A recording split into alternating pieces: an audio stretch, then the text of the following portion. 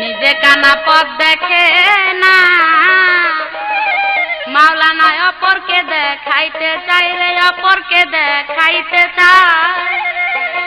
ধর্ম নিয়ে ছল চাতুরি ধরা খাবি শেষ বেলায়, নিজে কানা পথ দেখে না। সে যে অপরকে দেখাইতে চায় রে, অপরকে দেখাইতে চায়। ধর্ম নিয়ে ছল চাতুরি ধরা খাবি শেষ বেলায়, নিজে কানা পথ দেখে না।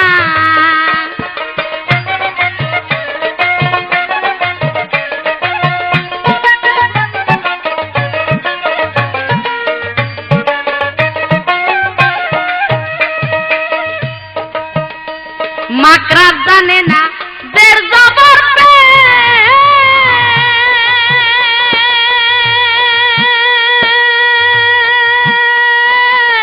তবু কুরআন পইরা যাইবে।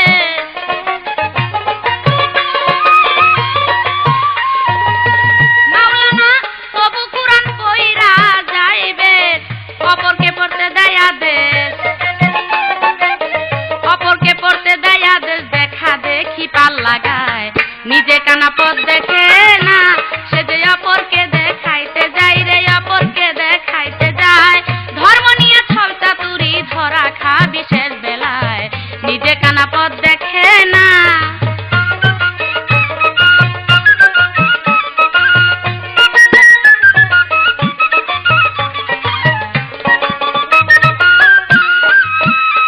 যেমন অর্থ ছাড়া কুরআন পড়া,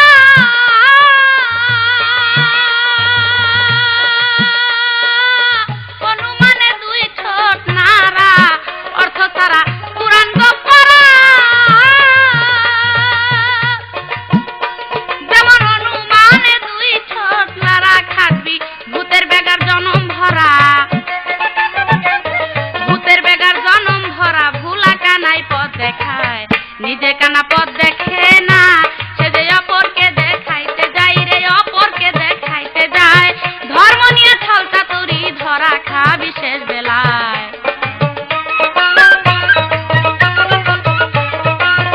সম্মানিত শ্রোতা মণ্ডলী, আসসালামু আলাইকুম।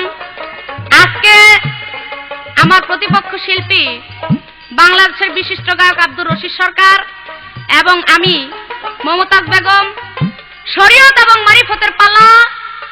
আমাকে দেওয়া হয়েছে মারিফত এবং রশিদ সরকার সায়াপুরী শরীয়তের ভূমিকা নিয়ে কিছু কথাবার্তা বলে গেল।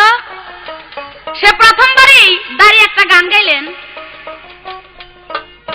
যে আমি তোমার পিপাসী পদানত দাসী, তুই যে আমার পূর্ণ শশী করুণা বাঁকা, দয়ালো নবী আমায় দাও হে দেখা।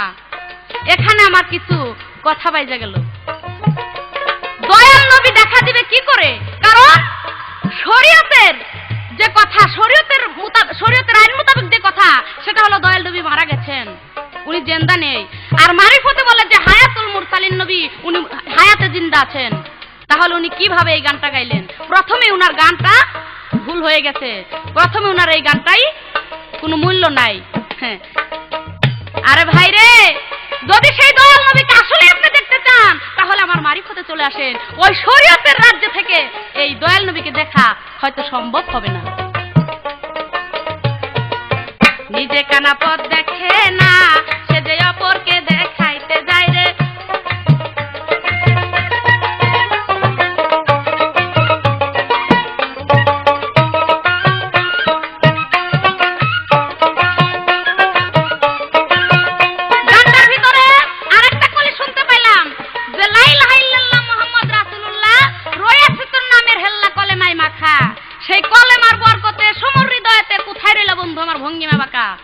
দেখেন, আপনার শরীয়তে যেভাবে কলেমা পাঠ করেন, ওইভাবে কলেমা পাঠ করলে, 1000 বছর পাঠ করলে তবু আপনি মুনাফিক কাফের থেকে যাবেন, পারবেন না।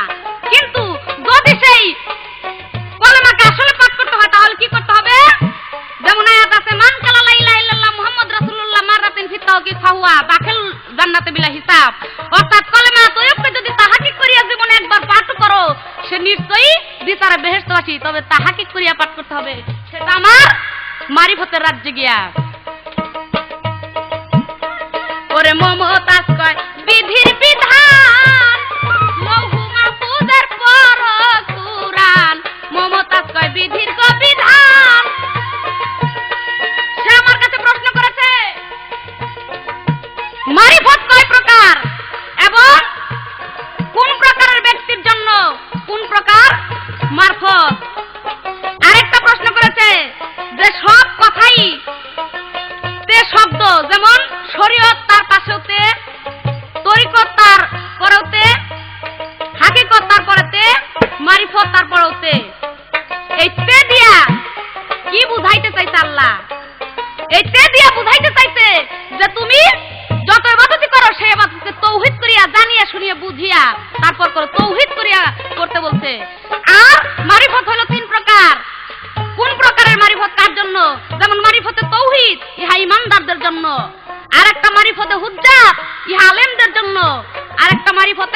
ওহেদানিয়াত যেই মারিফত হলো আউলিয়াদের জন্য।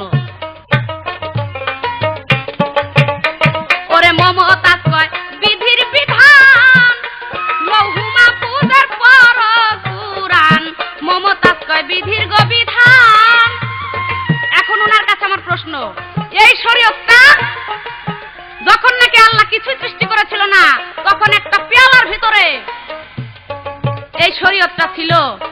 আরশ মহল্লা কিছুই সৃষ্টি করে নাই, একটা পেয়ালার ভিতরে ছিল। সেই পেয়ালাটা ছিল একটা কুর্তির ভিতরে, কুর্তির উপরে। আমার প্রশ্ন, সেই পেয়ালাটার নাম কি এবং সেই কুর্তিটার নাম কি? সেই কুর্তিটা কোন জায়গায় ছিল? সেই জায়গাটার নাম কি? আর এই শরীয়ত, শরীয়তের আছে 4টা ইমাম, সেই 4টা ইমামের নাম কি? 2টা প্রশ্নই।